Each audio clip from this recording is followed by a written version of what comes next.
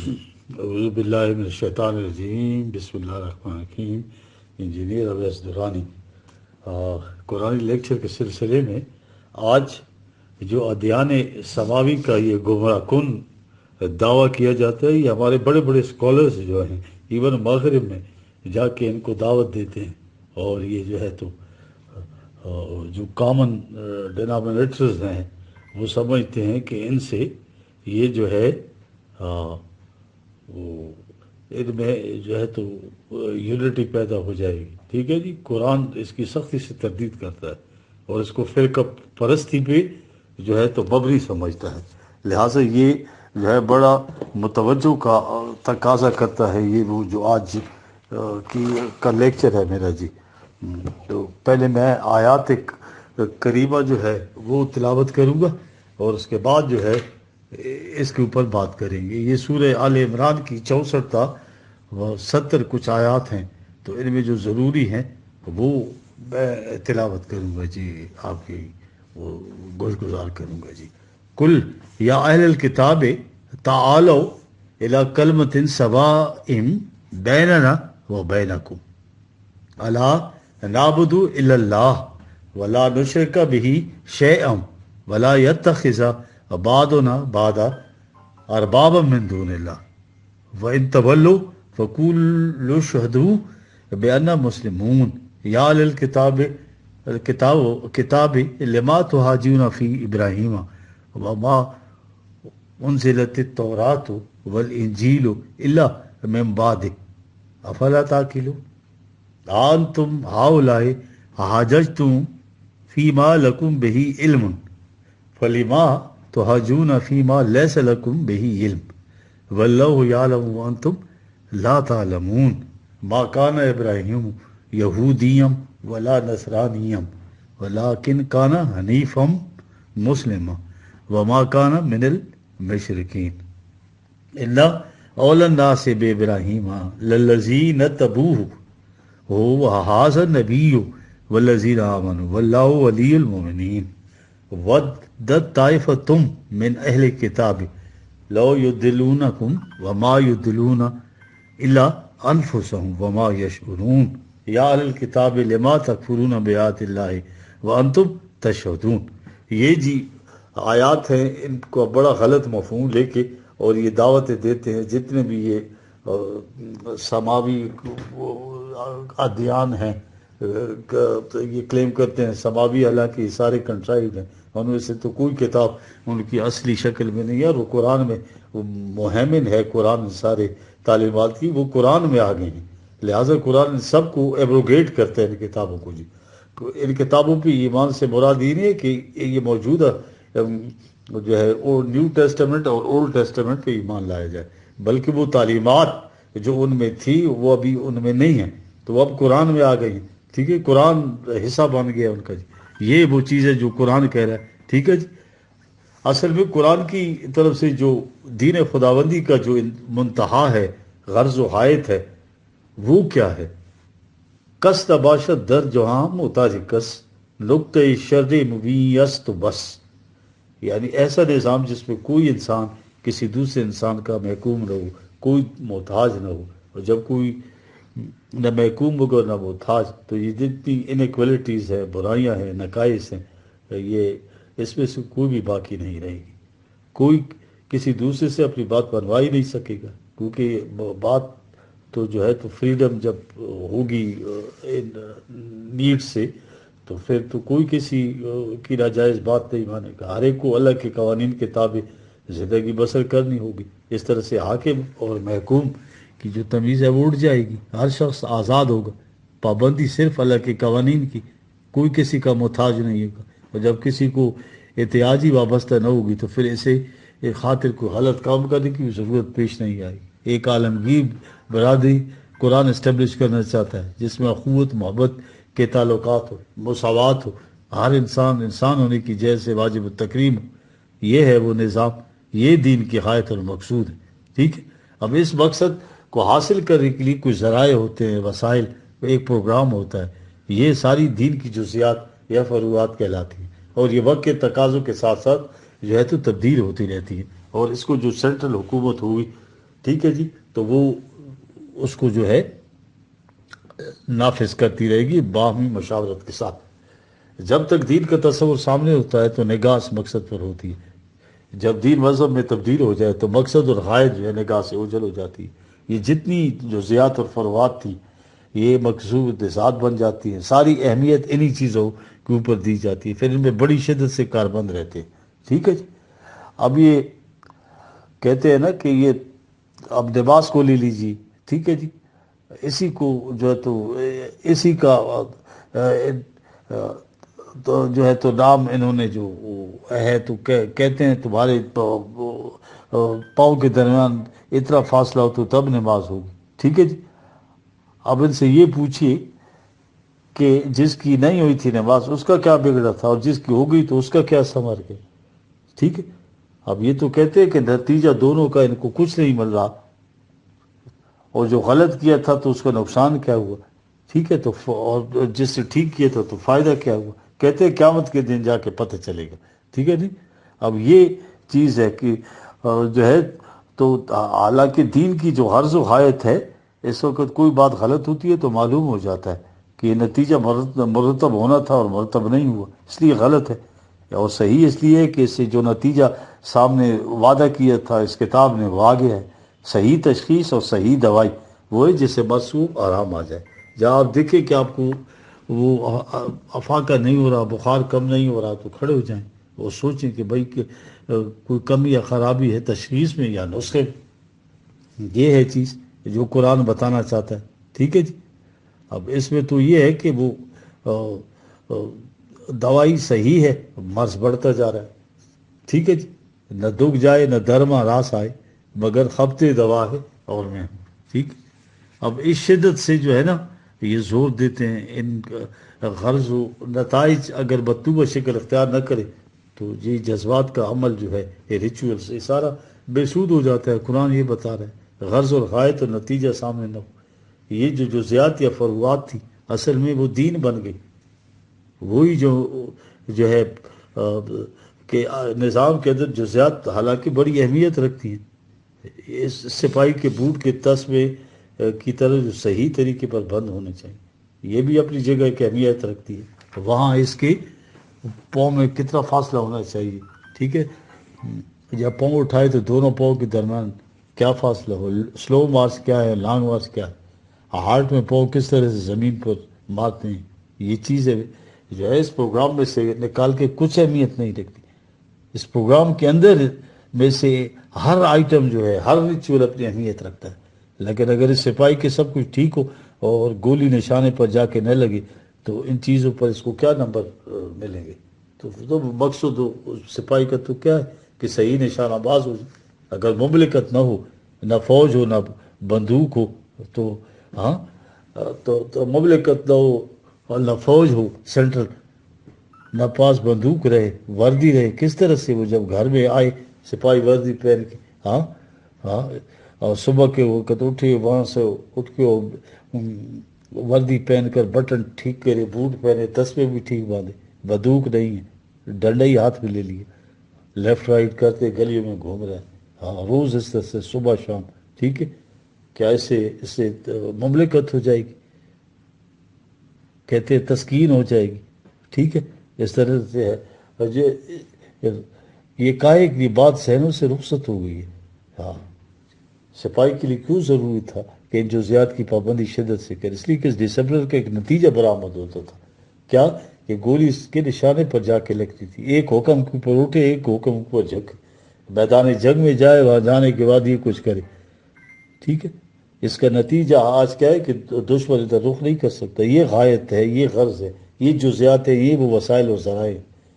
دین جب مذہب میں تبدیل ہو جاتا ہے تو اصل اور مقصد جو ہے وہ نگاہوں سے اجل ہو جاتا ہے. اس کے ذرائع اور وسائل کی جزیات اصل دین بن جاتی ہیں، اصل مذہب بن جاتی ہیں. ٹھیک ہے.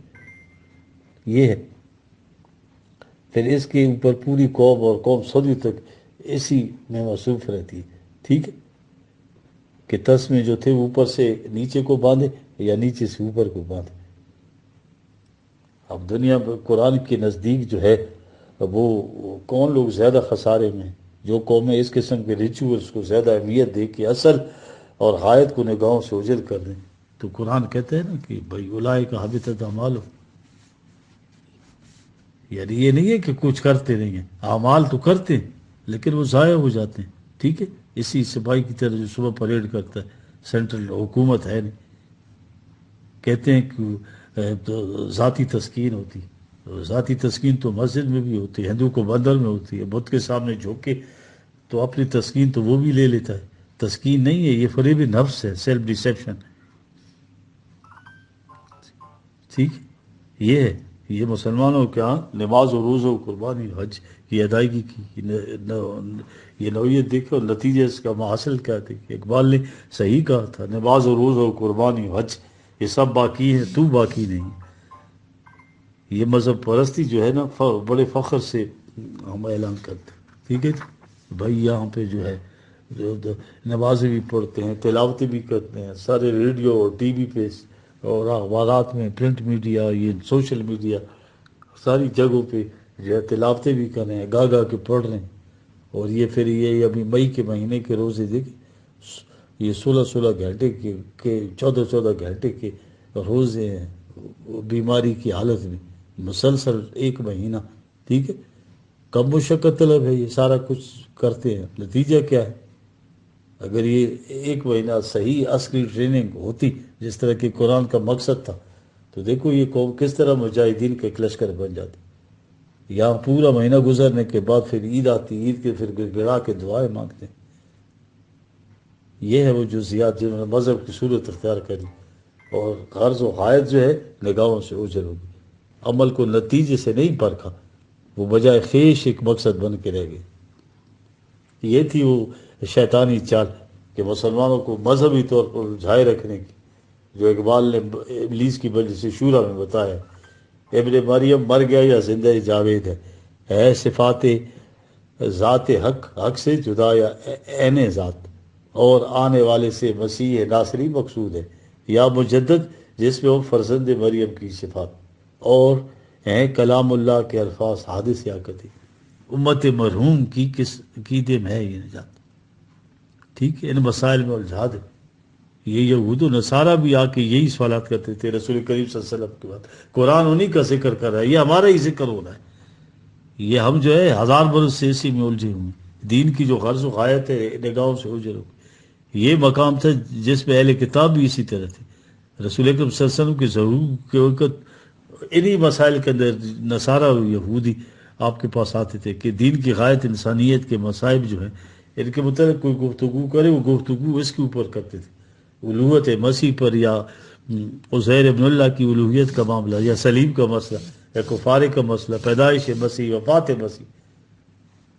دیکھیں یہ جو آیات ہیں نا اسی سورہ میں، ان پہ یہ ساری باتیں آئیں. ان سے کہا گیا تمہیں دین کی جو فروحات ہے لے کے آ جاتے ہو، جزیات لے کے آ جاتے ہو، بھائی انہیں ایک طرف رکھو. ہاں، کل یا اہل الکتاب تعالوا الی کلمۃ سواء بیننا و بینکم 3/64.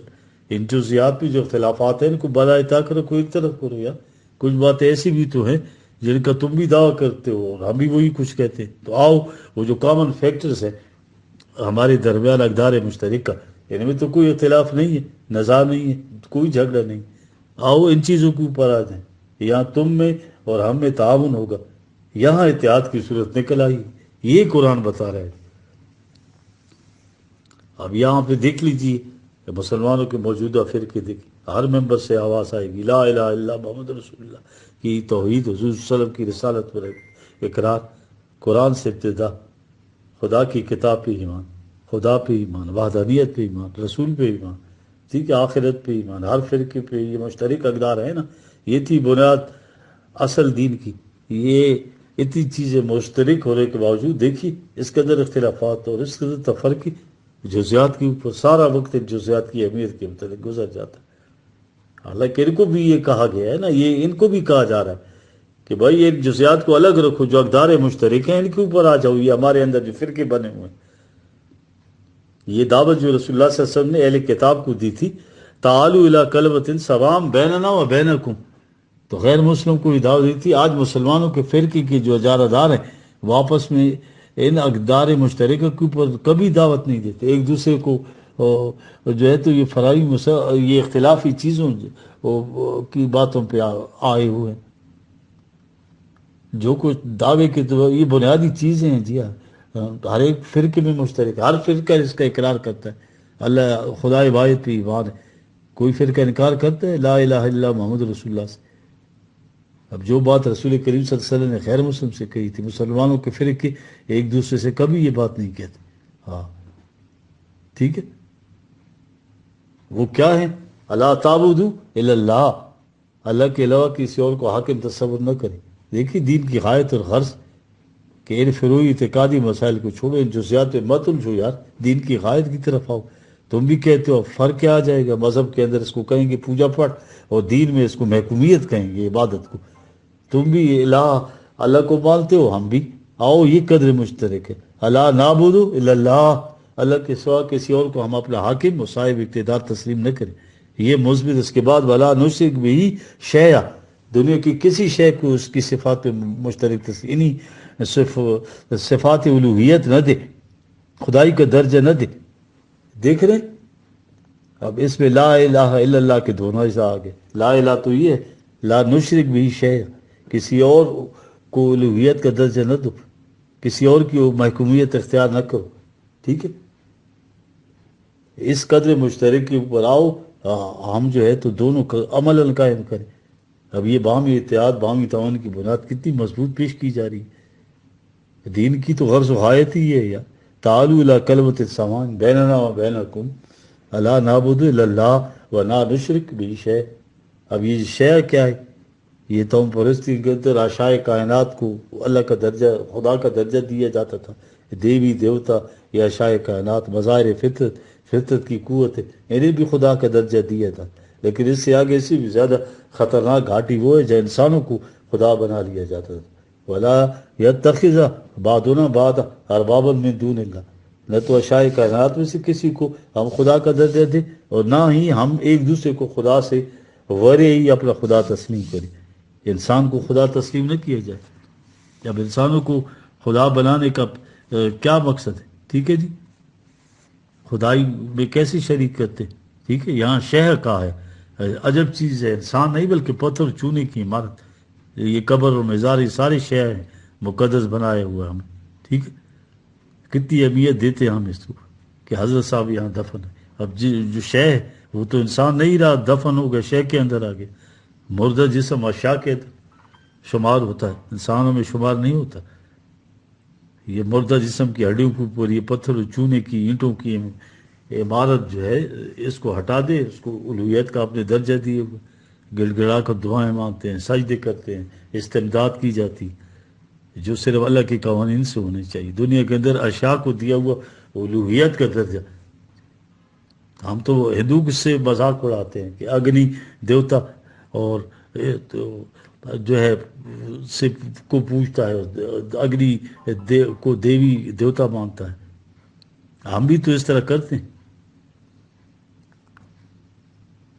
یہ دیکھا آپ نے، یہ قرآن بتا رہا ہے، یہ شاید سے یہی چیز ہے۔ اگلی چیز جو قرآن کہہ رہا ہے کہ بھائی تم انسانوں کو رب بنا لیتے ہو، اب یا جو یہودی جو قرآن میں ہے کہ آوار اور ربان کو اپنا خدا بنا لیتے تھے، ٹھیک ہے جی، اتخذوا آبارہم و ربانہم اربابا من دون اللہ، نمبر 31، یہی الفاظ ہے، اربابا من دون اللہ، وہاں آئے ہیں، یہ اپنے علماء مشائخ کو اللہ سے وری ہی اپنا خدا بنا لیتے تھے، ٹھیک ہے۔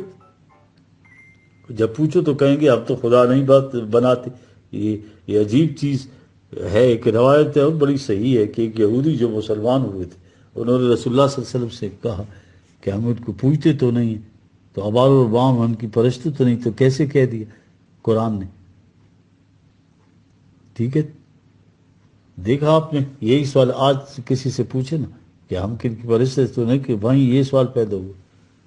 ہاں، تو رسول اللہ صلی اللہ علیہ وسلم نے فرمایا کہ جس چیز کو تمہارے علماء حلال کہتے تھے حلال مان لیتے تھے، اور جسے حرام کہتے تھے تم حرام مان لیتے تھے، یہی تو خدائی کا درجہ دینا ہے یار، کیا بات کہہ دی جائے، حلال کو حلال اور حرام کو حرام قرار دینا صرف اللہ کا حق اس کو حاصل ہے، رائٹ ہے، نبی کو بھی یہ نہیں کر سکتا یار. دیکھ یہ قرآن کی آیت ہے، یا ایھا النبی لما تحرم ما احل اللہ لک. جی 66/1. اللہ کی حاکمیت تو اپنے اندر ایک عظیم مفہوم اور نظم عزت لی ہوئے. جب ہم اللہ کی الوہیت، اس کے اقتدار اعلیٰ کو، اس کی حاکمیت کو تسلیم کرتے ہیں تو اس کا مطلب اس کے فیصلوں کو تسلیم کرنا ہوگا نا. یہ ہے وہ چیز جو قرآن بتا رہا ہے. ٹھیک، قرآن کے نزدیک حلال و حرام کے فتووں سے جو ہے انسانوں کو محکوم بنانا بہت بڑا جرم. ارباب من دون اللہ کا یہی مطلب ہے. جب اعتراض کیا کہ ہم تو اس کی عبادت نہیں کرتے، فرشتے تو نہیں، پوجا تو نہیں کرتے، ٹھیک ہے، تو ہمارے ہاں بھی بڑی لمبی لمبی فہرستیں بنائی ہیں. ٹھیک ہے، ٹھیک، یہ ہمارے ہاں بھی یہی کچھ ہو رہا ہے. ارباب من دون اللہ جی. ٹھیک ہے، مذہب میں خدا کی حاکمیت تو باقی نہیں رہتی. قدم قدم پر انسانوں کی حاکمیت. کوئی مسئلہ ہو، مولوی صاحب کیا فرماتے ہیں. ٹھیک ہے، یہ ہے وہ چیز. ٹھیک ہے، یہ ہے وہ کلمۃ سواء بیننا و بینکم. کہا تم بھی خدا کے سوا کسی کو نہیں بنانا چاہتے. ہم بھی یہی کہتے. آؤ عملاً اس کی شکل یہی ہے کہ اللہ کے سوا کسی کا اقتدار نہیں. خدا کا اقتدار غیر محسوس، غیر محیط آتا ہے. اب یہ قرآن ہے، اس کا ہم اسٹیبلش کر رہے ہیں یہ اس کتاب کی. اس میں جو اور دنیا بھر میں سوائے قرآن کریم کی کوئی آسمانی کتاب کوئی کو بھی اپنے پاس رکھنے کا دعویٰ نہیں کر سکتی. جی قرآن اپنی ایسی شکل میں موجود ہے، لیکن آپ کے ارباب میں دون اللہ ہیں کبھی قرآن کو سامنے نہیں لائیں. کوئی فتویٰ ان سے پوچھی، کبھی یہ نہیں ہوگا کہ اللہ نے یہ فرمایا. یہ اپنی کتابیں کوٹ کریں گے، فلاں امام، فلاں مفسر، فلاں روایت. بس یہ دین ہے ان کا. وہ جو قدر مشترک ہے تمام ہمارے اندر، اللہ کی کتاب، اس کو نہیں لائیں گے کیونکہ اس سے فرقے ختم ہو جائیں گے، ان کی داریاں اور کمائیاں ختم ہو جائیں گی. یہ ہے ارباب من دون اللہ کا وجود ہی باقی نہیں رہتا قرآن میں. یار دین میں نہ علماء ہے نہ مشائخ کا وجود ہے، وہاں اللہ کی حاکمیت ہے. عملی ذریعہ اللہ کے نام پر قرآن کے احکام کو نافذ کرنے والی قوت ہوتی ہے. یہ تھا وہ قدر مشترک جس کی طرف دعوت دی. آؤ اس قدر مشترک کی طرف. فَإِن تَوَلَّوْا، اور اس کے بعد روگردانی کریں، فَقُولُوا اشْهَدُوا بِأَنَّا مُسْلِمُونَ، تو ان سے کہو بہت اچھا، تم جدھر جانا چاہتے ہو جاؤ، اس کی شہادت دینے کا ہم اسی کے اوپر جھوکے ہوئے ہیں جس کی طرف تمہیں دعوت دے رہے ہیں. یہ ہے وہ قدر مشترک. جی سمجھ گئے؟ دین کے اوپر تو وہی گروہ ہوگا نا جو ان سب سے کہے آؤ قدر مشترک کی طرف. مذہب کے اندر ہر فرقہ کہے گا کہ آؤ میرے فرقے کی طرف. دین کا پابند یہ نہیں کہے گا، وہ کہے گا اللہ کی کتاب کی طرف آؤ. اگر یہ گردانی کرے تو ان سے کہو بہت اچھا، تم اس کی شہادت دو کہ ہم تمہارے فرقے میں سے کسی کے متعلق نہیں، ہم اس کے قوانین کے سامنے جھکنے والے ہیں قرآن کی. یا اہل الکتاب لما تحاجون فی ابراہیم وما انزل تیرے تورات والانجیل الا من بعد افلا تعقلون. کتنی عجیب چیز ہے قرآن کہہ رہے 1400 سال پہلے گویا یہ ہماری داستان بیان ہو رہی. کہا کہ ابراہیم تمہارا مور سے حالت تھا، یہودی نصرانی دونوں مانتے. کہا یہ بتاؤ کہ ابراہیم یہودی تھا یا نصران. یہ اب تمام مذہبی فکر سے سوال کریں، رسول اکرم صلی اللہ علیہ وسلم شیعہ تھے یا سنی تھے؟ دو بندیوں سے بھی اور بریلیوں سے بھی، حنفیوں سے بھی اور مالکیوں سے بھی، اہل حدیث سے بھی، اہل فقہ سے بھی. کہ تم رسول اللہ صلی اللہ علیہ وسلم کی رسالت پہ ایمان کا دعویٰ کرتے ہو تو پھر یہ بتاؤ رسول اللہ صلی اللہ علیہ وسلم شیعہ تھے سنی تھے؟ کتنی عجیب چیز قرآن کہہ گئی. کہو وہ حنفی تھے یا مالکی تھے. ہاں جی، قرآن کہتا ہے یہ چیزیں اس کے بعد آئی تھیں. یار یہ سارے اہل فقہ اس وقت تو نہیں تھے، 300 سال بعد یہ بنے. وما کان ابراہیم یہودیم ولا نصرانیہ، اس لیے کہ اللہ من بعد، یہ اس کے بعد کی باتیں ہیں. آؤ اوریجن کی طرف، جڑ کی طرف. ٹھیک ہے، اب ان سے پوچھو رسول اللہ صلی اللہ علیہ وسلم اہل حدیث تھے یا اہل فقہ؟ فرقہ بندیوں کا تو قرآن نے تو نام ہمارا رکھا ہے، ہوا سماکم المسلمین 22/78، صرف مسلمان نام رکھا ہے. یہاں تو مذہبی گروہبندیوں سے ہٹ کر اپنے نام کا تعارف کرانا بھی مشکل ہے. یار یہی قرآن بتا رہا ہے.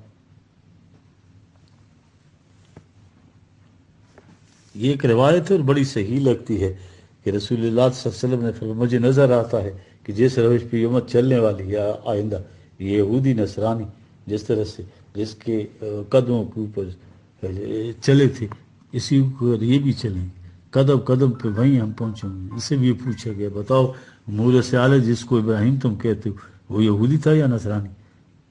آج ہم یہ تمام فرقے والوں سے پوچھو نا، تمہارا مورث اعلیٰ رسول محمد صلی اللہ علیہ وسلم شیعہ تھے یا سنی، حنفی تھے یا مالکی، اہل حدیث تھے یا اہل فقہ؟ وہ تو صرف مسلمان تھے، لیکن ان کے بغیر ان کا تو ایمان ہی نہیں ہو سکتا جی۔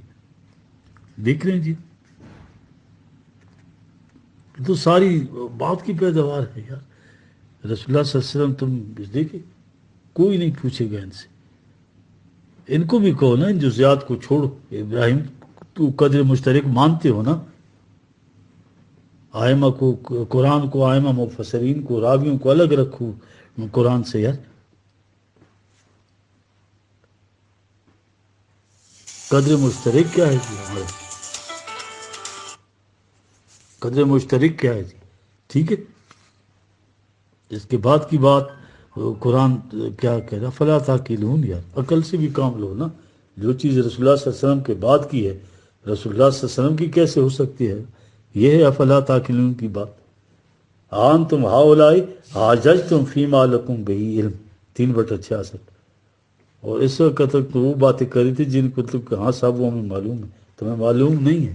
اچھی فلما تحاجون فیما لیس لک بہ علم، ابراہیم جو تھا وہ تمہاری گھیرو بندی سے پہلے کا تھا، ابراہیم کو تلک تمہیں کچھ بھی علم نہیں، اس بارے میں کیوں جھگڑ رہے ہو؟ اتنا تو تمہیں علم ہے کہ یہ تورات و انجیل کی گھیرو بندیاں ابراہیم کے بعد کی چیزیں، یہاں تو نہ جھگڑو۔ واللہ یعلم وانتم لا تعلمون، یہ وہ چیزیں جو علم کی بنا پر اللہ قرآن میں بتائی جا رہی، تمہیں ان چیزوں کا علم ہی نہیں تھا۔ وما کان ابراہیم و یہودیاں ولا نصرانیاں، ابراہیم نہ یہودی تھا نہ نصرانی۔ آج ہم کہیں گے کہ رسول اللہ صلی اللہ علیہ وسلم نہ شیعہ تھے، نہ سنی، نہ حنفی، نہ مالکی، نہ دیوبندی، نہ بریلی، نہ اہل حدیث، ولیکن کانا حنیفا مسلمہ، 367۔ وہ تو مسلم تھے، حنیفہ تھے، نہ کہ سیدھ چلنے والا، ادھر ادھر بالکل نہ دیکھے، سیدھا اس نے نصب العین کی طرف نگاہ تھی اس کی، ٹھیک ہے۔ وما کانا من المشرکین، وہ مشرک نہیں تھا یار۔ یہ مشرک کیا ہے؟ قرآن کی تعریف سنو، قرآن کن کو کہہ رہا ہے؟ بلا تکونوا من المشرکین من الذین فرقوا دینہم وکانوا شیعا کل حزب بما لدیہم فرحون۔ یہ 30 سورہ ہے اور 31-32 دو آیت ہے، ٹھیک ہے۔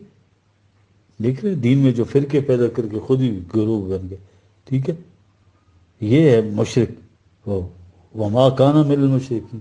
دین آنے کے بعد اللہ نے جو نام مسلم رکھا ہے، اس کے بعد کسی مذہبی فرقے کا دعویٰ کرنا، یہ قرآن کی روح سے شرک ہے۔ کہا یہاں ابراہیم مشرک نہیں تھا، تم اس کو مشرک بنا رہے ہو۔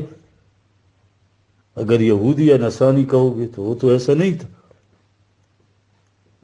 یہ وہ چیز ہے جو قرآن بتا رہا ہے جی، ٹھیک ہے۔ اب یہ دیکھیں نا، تفرقہ تو وہاں ہوتا ہے نا جہاں ہر ایک کی سند اور اتھارٹی مختلف ہو، یا حنفی مالکی، کس بنا پر دو فرقے؟ ایک کی سند امام ابو حنیفہ، دوسری کی امام مالک، دونوں سند نیچے سے ختم کرتے، قدر مشترک اللہ کی کتاب لے آئے، نہ حنفی رہے گا نہ مالکی، ملتیں جب مٹ گئی اجزائی ایماں ہو گئی۔ دیکھ رہے یہ رومی نے کہا ان نسبت تو ختم کیجئے تو قدر مشترک ایک رہ جائے گی، ٹھیک ہے۔ یہ کہتے ہیں ابراہیم ہمارے تھے اس لیے کہ ہم بنی اسرائیل ہیں، اسرائیل وہ ابراہیم کے پوتے کا نام تھا، حضرت یعقوب کا، اس لیے نسلی اعتبار سے ابراہیم ہمارے تھے۔ اب وہ نسلی اعتبار سے وہاں تک پہنچنے والے، کہا یاد رکھو دری را فلاں ابن فلاں چیزیں نسل کی نسبت دین میں نہیں مانی رکھتی۔ انا اول الناس بابراہیم للذین نتبوہ، 68 آیت میں 3 میں، ابراہیم اس کا تھا جو اس کے اتباع کرتے تھے، پیروی کرتے تھے، جو اس کے نقش قدم پر چلتے تھے، ابراہیم اس کا تھا، ٹھیک ہے جی۔ یاد رکھو دین میں یہ بات نہیں ہوتی۔ ایکسیڈنٹ آف برتھ تو ہے جس پر کسی کو اختیار نہیں ہے یار، ٹھیک ہے۔ دین میں تو یہ بات نہیں ہے، دین میں نسلی نسبت کوئی معنی نہیں رکھتی۔ یہ ہے چیز جی جو قرآن بتا رہا ہے۔ وَهَذَا نَبِيُّ، 'وَالَّذِينَ آمَنُوا'، یہ دیکھیں، وَاللَّهُ وَلِيُّ الْمُؤْمِنِينَ جی، 'وَاللَّهُ وَلِيُّ الْمُؤْمِنِينَ'، 'وَاللَّهُ وَلِيُّ الْمُؤْمِنِينَ'، اللہ سب سے زیادہ یہ جو سرپرست ہے ان کا، اب ابراہیم بھی درمیان سے نکل گیا، ٹھیک ہے جی،